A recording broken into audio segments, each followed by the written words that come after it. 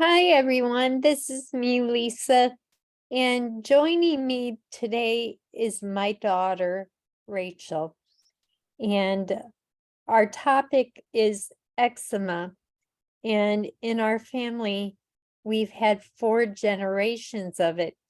The first is with my mother having bad eczema on her head. Back in her day, they used to use sun lamps for eczema to treat it. Then my brother got it really bad on his chest, his back, his neck, and they did sun lamps of a different type than they did in the 40s and 50s. It was now the 70s and 80s, but he was suffering with eczema as well. Then a situation came up with my daughter, and I'm going to have her share her story with you, but I'm going to throw a little bit in here because I was very upset as a mother when I got a call from the school that told me my daughter had to be put on Ritalin because she had attention deficit, was what they were calling it. And if you're a parent, right there, you probably were as mad as I was that a teacher's telling you, are they a doctor? How did they make this diagnosis? They did it without me, without my consent? I don't know. They just came up with that and said, if she doesn't take this medication, then she cannot come to school because she's disruptive. And I noticed something about my daughter at night and during the day after that conversation. And no, by the way, she never took Ritalin. I want Rachel to share her story because she's had to live with it most of her life, like the rest of my family. So, Rachel, share whatever you feel about what you've been through with eczema. Um, Basically, I grew up with full body eczema. It would show up as the different varieties that usually either it's rough and bumpy skin or um, hives or patches. It just that's what it would present itself as. It would um, come at periods of high stress, um, whether it's mental, physical. It just depended on the environment that I was in at the time. That in which the stress would cause me to have really bad breakouts of eczema, and yeah.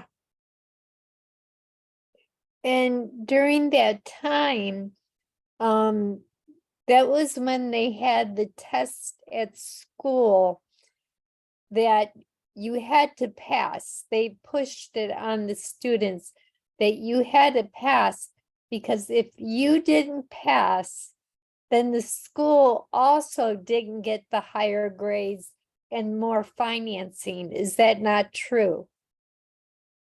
Yes, that would be true. Um, During the exam times, because it was so highly focused upon back in the 90s, early 2000s, um, my hair started to fall out because of that. Um, Yeah. Alopecia.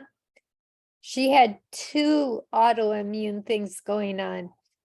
I saw when she had bald spots, the alopecia, and then the eczema too. mhm. And what was your teacher's response to what was going on with you? To be honest, I don't remember. I don't recall. It's been so long. Yeah, I do remember because I had the phone call. And the very next day, the teacher thanked me, if you remember, I did manual lymph drainage on you just before you went to bed. And I noticed before you used to itch in the middle of the night. I could hear you like digging away at your skin at night. And during the day, when you don't sleep at night, you go out and you run around with lots of energy, because if you're in school, you got to be awake. And if you haven't slept all night, what are you going to do? You're going to react. And that's what I saw happening with you. And the teacher telling me that I must put you on this medication. And this is really important because a lot of parents out there are being told they have to put their children on medication. How do you feel about that? I'm sorry, Mom. I don't the direction this conversation's going in. Do you feel that it's right that the teachers tell the parents that they have to be put on a medication? I'm not the right person to have this question answered. So when you see this, and I have, where parents have children that are told to take this medication, it's really bad on their systems. Rachel might remember how many doctors we actually took her to for the eczema and how much it cost. That she might not remember either, but insurance did not cover the cost of all these topicals. And that's my next question. Did those topicals actually help you? Topicals didn't really help me for my condition because again, mine was more of a psychological thing. If anything, the best thing that would have helped was cortisone, and that was basically it. So here we were paying thousands of dollars for topicals that they use, steroidal creams for eczema, and we weren't really getting results, and saw better results doing natural things that brought the stress levels down, and using manual lymph drainage is one of those tools, but doing all the things that keep the stress down. And I found it amazing that recently, because Rachel's now almost 30, she had a job. And Rachel, what happened when you were on the job? My hands started to break out really bad. I haven't had eczema that bad in a really, really long time. It spread all across my hand, like on both of my hands. Just dryness, inflammation, cracking, and everything. I had to continually, daily, put cortisone on my hands to just relieve the symptoms that were occurring. And ever since I left the job, my hands have gone back to normal. But yeah, So would you say that stress is a major player in the role of eczema? I can say that yes, for some people, stress is definitely a major factor for uh, eczema being exacerbated.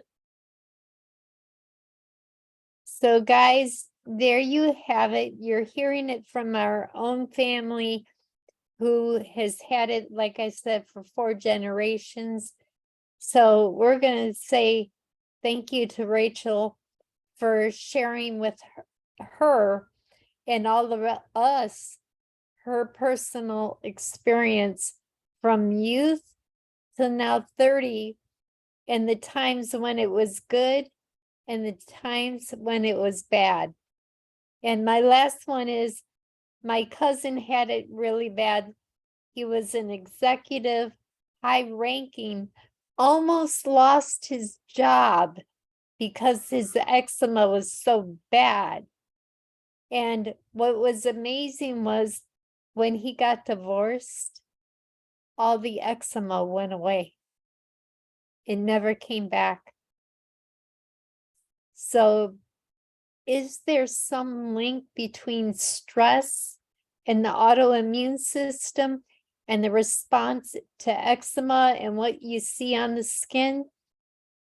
Guys, that's why you're here and you're taking this class, because we're learning more about our lymph system and how we respond physically and emotionally to these things. So thank you for joining us today, everybody. And we hope that you'll enjoy the rest of the show.